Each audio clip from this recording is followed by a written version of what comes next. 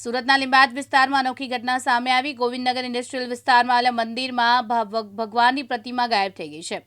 મંદિરમાંથી પ્રતિમા ગાયબ થઈ ગયાની જાણ થતાં જ કેટલાક હિન્દુ સંગઠનોએ મંદિરે દોડી આવ્યા અને તપાસ હાથ ધરી।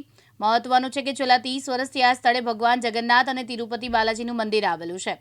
તાજેતરમાં મંદિરમાંથી ભગવાનની પ્રતિમા જ ગાયબ થઈ જતા ઘટના ટોક ઓફ ધ ટાઉન બની છે।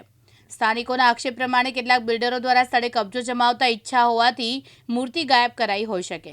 અમને કાલે માહિતી એવી મળી હતી કે ગોવિંદનગરમાં જે બાલાજી કરીને જે મંદિર છે ત્યાં 35 વર્ષથી મંદિર છે ને રોજે પૂજા અર્ચના ત્યાં મંદિરનું ચાલે છે ને અચાનક કાલે રાત્રે સાંજે બિલ્ડરના જે માણસો છે વિષ્ણુભાઈ ડોરીવાલા કરીને એ અને એના માણસો આવીને રાતોરાત મંદિરમાંથી મૂર્તિ ચોરી કરીને લઈ ગયા છે ને એ જાણકારી મળતા અમે પોલીસ સ્ટેશન આવ્યા।